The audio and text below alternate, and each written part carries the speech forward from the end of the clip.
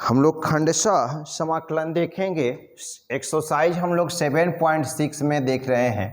Exercise जो है आपका 7.6, इसमें हम लोग पढ़ेंगे खंडशः समाकलन के बारे में। समाकलन जिसको इंग्लिश में बोलते हैं हम लोग इंटीग्रेशन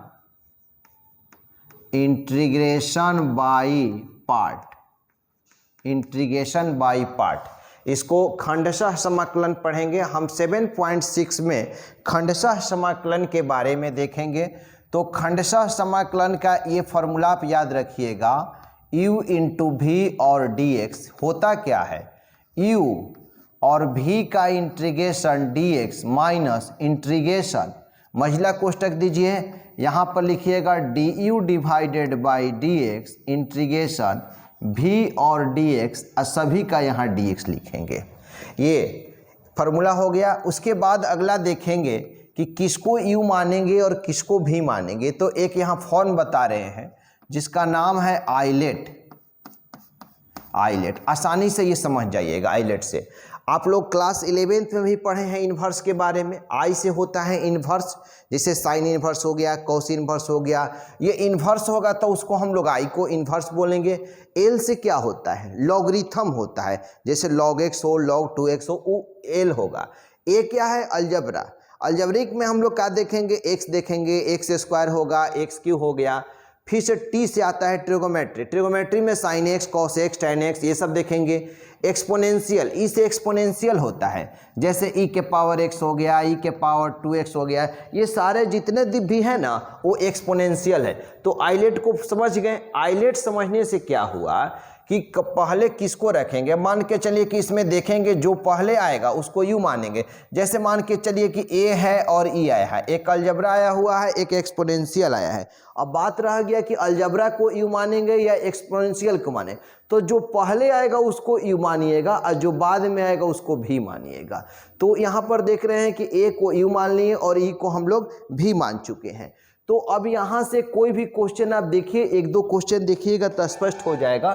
जैसे 7.6 का हम फर्स्ट ही क्वेश्चन आपको बता रहे हैं। 7.6 का फर्स्ट क्वेश्चन है x साइन x। अब इसको सॉल्व कीजिएगा तो यहाँ से लिखेंगे let i is equal to x sine x dx। अब आप बताइए कि यहाँ u का कौन सा है, जैसे एक दो गो पार्ट है, एक ये खंड है, ये एक है। तो x जो है वो अलजबरा है और ये जो है वो ट्रिगो है। तो देखेंगे कौन पहले आ रहा है, a पहले आ रहा है कि t पहले आ रहा है। तो देख रहे हैं कि यहाँ a पहले आ रहा है, तो इसीलिए u बराबर आपका रखिएगा x और v बराबर आपका रखते हैं साइन x। अब ये u हो गया, एक को v मान लिए। अब यहाँ फार्मूला पर हम सेट करेंगे। अब इसके बाद हम लोग यहाँ से देखेंगे क्या है कि i बराबर u बोलेंगे तो x इंटीग्रेशन v बोलेंगे तो यहाँ पर हो गया साइन x और dx, फिर माइनस का चिन्ह दिया गया इंटीग्रेशन। अब यहाँ पर रखेंगे du, तो u कितना है, x है, तो x दीजिएगा डिवाइडेड बाय यहाँ पर dx हो गया। उसके बाद इंटीग्रेशन का साइन दीजिए v बोलेंगे तो साइन x और dx, फिर इस कोष्ठ में dx रखेंगे तो यहाँ पर dx रख दिए। इसके बाद हम स्टेप बढ़ाते हैं। ये तो समझ गए होंगे u इंटू v का फॉर्म जो है, तो x हो गया और साइन का होता है कितना, माइनस में cos x। साइन x का इंटीग्रेशन बताया गया है आपको कि साइन x का जो इंटीग्रेशन होता है, यहाँ पर लिख रहे हैं साइन x और dx जो होता है वो माइनस में cos x होता है। तो माइनस हो गया, इंटीग्रेशन ये कैंसिल हो गया, 1 हुआ, यहाँ पर इंटू है, साइन x का हो गया माइनस में cos x और ये dx हुआ। इसके अगला स्टेप में क्या देख रहे हैं कि minus x cos x, minus into minus plus हो जाएगा, 1 में cos x से मल्टीपल करेंगे तो ये cos x हो गया और यहाँ पर dx आया। तो i बराबर का लिखेंगे minus x cos x plus में cos x का समाकलन जो होता है, यहाँ पर बता रहे हैं cos x और dx जो होता है वो sin x होता है। तो यहाँ पर हम क्या दे दिए, साइन एक्स दे दिए, प्लस में अपना मर्जी से हम सी ऐड कर दिए। यहाँ तक समझ में आ गया होगा। एक बार आपको और समझा देते हैं इस क्वेश्चन को, एक बार हम लोग और समझाते हैं कि यहाँ पर u इंटू भी देख रहे हैं, u है भी है, इस प्रकार हम लोग का दिया गया है। तो x इंटू साइन एक्स के लिए हम लोग देखिए यहाँ पर रख दिए हैं आइलेट के फॉर्म पर, u बराबर x हुआ है, v बराबर यहाँ पर साइन एक्स हुआ है। उसके बाद हम नीचे समझा दिए हैं आप लोग को कि x हो गया, अब u इंटू यू के स्थान पर x है, v के स्थान पर देखिए इसको हम लोग इस फॉर्मूला पर सेट किए हैं u इंटू v पर, यहाँ पर साइन एक्स का होता है इतना। अब आप इसको नोट कर लीजिए, समझ गए होंगे। तो अब क्वेश्चन नंबर, आप इसी का अगला क्वेश्चन अब बताएंगे कि क्वेश्चन नंबर 2 देखिएगा, प्रश्न संख्या इसका 2। तो 2 नंबर में क्या दिया है, दूसरा है x sine 3x, ax sign 3x। इसको जब आप हल कीजिएगा, इसको हल कीजिएगा तो यहाँ से let i is equal to integration x sine 3x और यहाँ पर dx आ जाएगा। अब देखेंगे कि u बराबर x हो जाएगा, v बराबर कितना हो गया, साइन 3x, इसलिए साइन 3x हो रहा है यहाँ पर। चूंकि अलजबरा है, ये ट्रिगो है तो अलजबरा पहले आता है और ट्रिगो बाद में आता है, इसलिए u is equal to x हुआ और v is equal to sine 3x है। अब इसके बाद हम यहाँ पर सेट करेंगे, इस फार्मूला पर रखिए u, तो u कहिएगा तो x इंटीग्रेशन कितना v बोलेंगे तो साइन 3x और dx हुआ, माइनस इंटीग्रेशन हो गया, उसके बाद du रखेंगे तो u के स्थान पर x divided by dx, integration v बोलेंगे तो साइन 3x और dx और यहाँ पर ब्रैकेट क्लोज कर दिए। उसके बाद यहाँ पर i बराबर x हुआ, और साइन का होता है, अभी भी बताए थे कि sine theta integration sign 3x और dx, इसका हो जाएगा माइनस में cos 3x, x के जो गुणांक रहता है उससे डिवाइड करते हैं, यानी कोफिशिएंट ऑफ x जो होगा उससे डिवाइड करेंगे। तो x का जो गुणांक है वो क्या है, 3 है।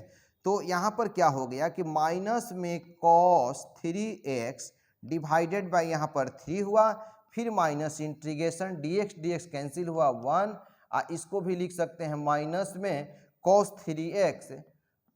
3x डिवाइडेड बाई 3, और ये dx जो है उस dx को लिखते रहे हैं।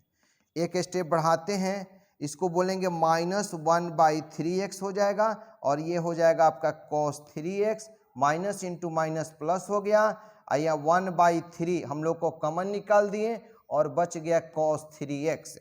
उसके बाद एक स्टेप यहाँ लाते हैं कि माइनस में 1/3x cos 3x, यहाँ पर प्लस में 1/3, यहाँ पर कितना हो जाएगा, साइन 3x डिवाइडेड बाई 3।